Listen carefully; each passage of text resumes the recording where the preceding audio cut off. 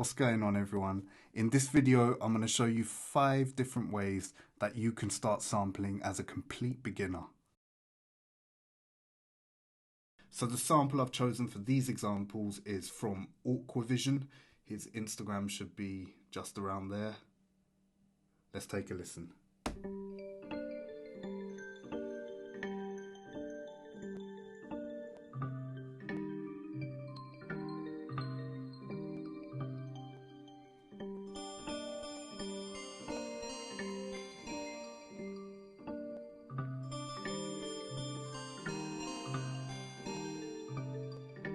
So that's the loop. As you can tell, there's not too much going on, which is a great starting place if you're just beginning to learn how to sample.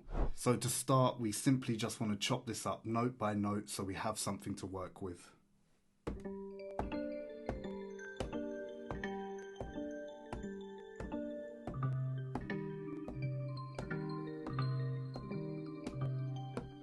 And don't get too worried about things being exactly at the start of every note. Sometimes the best sound you'll find is from an accident where you've not cut it completely on the grid.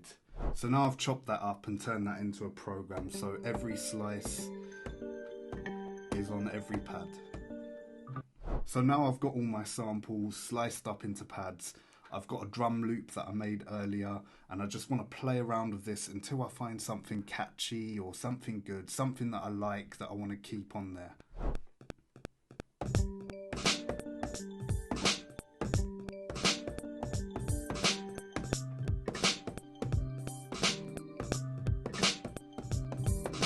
So I've played something I like, but there are parts of it that are kind of clipping out a bit early.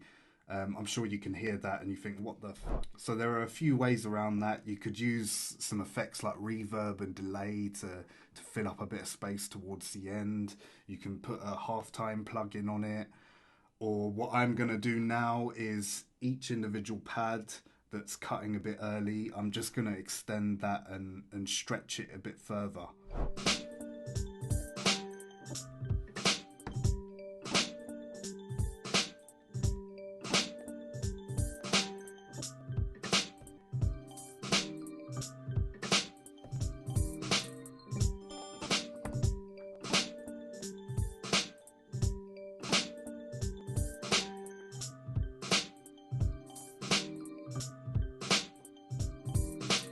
So there we go, that's sounding a lot smoother now. I'll probably just add a bass line and add some little effects here and there, make it nice and polished, and that's ready to go.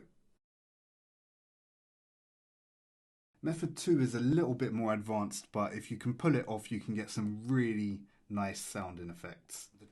So we start with the chops that I already have from method 1. I just want to take one of them, the very first one. And what I want to do with that now is I want to take that chop. There we go. I just want to take that one chop and convert that to a new audio file where I'm then going to turn that into an instrument in itself. So all you want to do once you've got your chop is select that chop, go to menu, program edit, and I don't know if you can see on my screen, but at the top of your MPC screen there'll be a little logo icon kind of thing with a picture of a piano. If you click that, that will convert that to a new key group where you then have that sample but as an instrument.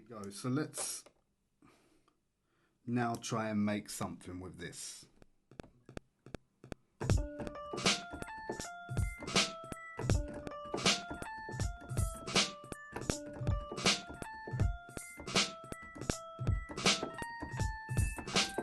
And there we go, that's quite a simple way to get a nice unique sounding instrument from a sample. So method number 3 is all about reversing the sample so you get a completely different effect to what you would have if you played it normally. So we want to start just by going to the sample edit in the menu, and on your sample there you just want to hit process and there will be an option there for reverse.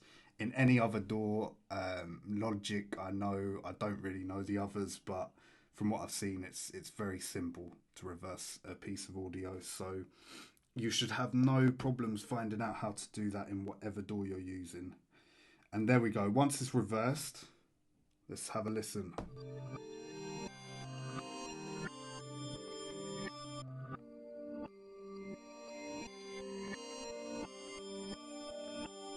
So now that sounds like really eerie and spooky, you know.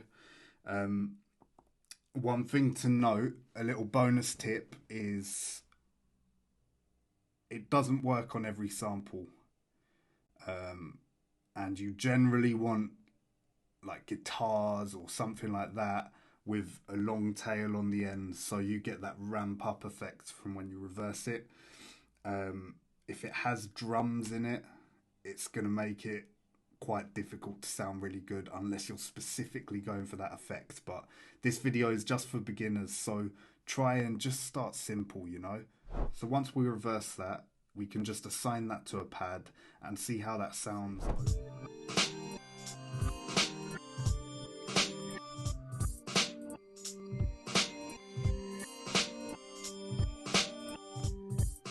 I don't really like it like that. Sometimes with some samples it will just work, you know, and you won't have to really do much. But what a lot of people will do is after reversing it, they'll chop it up and then play it in reverse order. So you've got the same chord progression that you had in the original sample. It's just every bar or so or quarter note is reversed.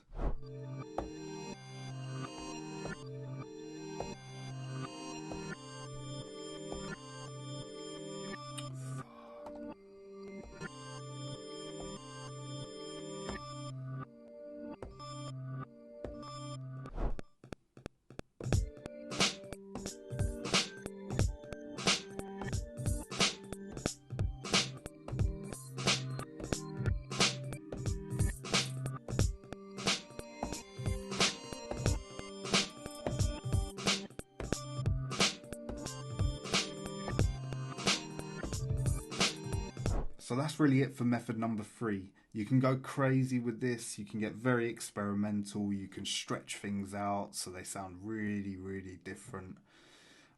You can also mix this with method number 1 or 2 as well and just have little bits reversed that bring you in nicely to the next section. I myself am not really feeling this, which brings me perfectly on to method number 4. So method number 4 is all about using effects to manipulate your sample and make it sound different. So my example from method number 3, I don't really like. All I'm going to do on this example now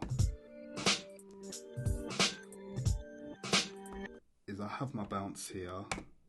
Now this is already reversed, so you can do this when the sample is not reversed, or you can reverse it and do it like this. It's entirely up to you. Be creative. So I'm now just gonna start adding some effects, and I think the first effect I'm gonna go for is probably the most overused effect in all of hip hop production, which is the halftime plugin.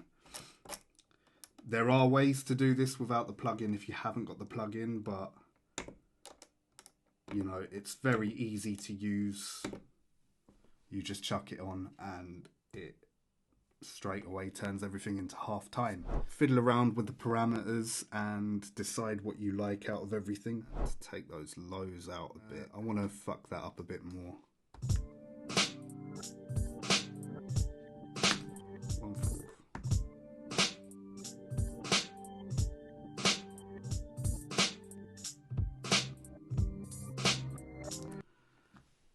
Alright, sweet. So I think I want to keep it like that, but I want it to kind of pump in. So you can do that with a filter, you can do that with side compression. Again, just get creative and see what works. There's no real rules to this. Like, just make something that sounds good.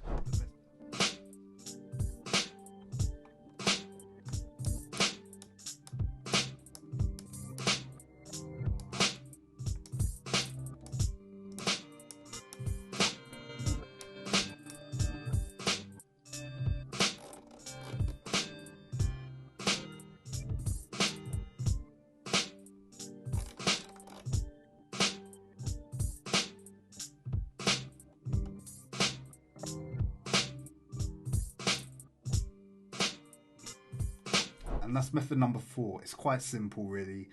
Just play around until you find something you like. You know, you might spend 1 or 2 hours at the beginning trying to find an effect that works for you and trying to find something that sounds good. But just keep on at it, and the more you do it, the more you're going to know what to do with each sample. Each sample's different, and you just play around with it until you find something that works for you, man. So method number 5 is clearly the most simple of the methods here, which is just keep the sample as it is, man. It's not that deep. Like, as producers, we always want to manipulate stuff and play with things until they sound completely different to what we've originally had. And I think also, as producers, to become good producers, it's about knowing when we can just keep things as is, when things sound good already. You know, the listeners don't care about how you made it. And if anyone from the producer community cares about how you made it and is making you feel bad that you've just kept the sample as is, then they're the one with the problem, not you. So I would not worry about it. It's not that deep. Sometimes things just sound good, man. And at the end of the day, you want to make something that just sounds good. So do exactly that.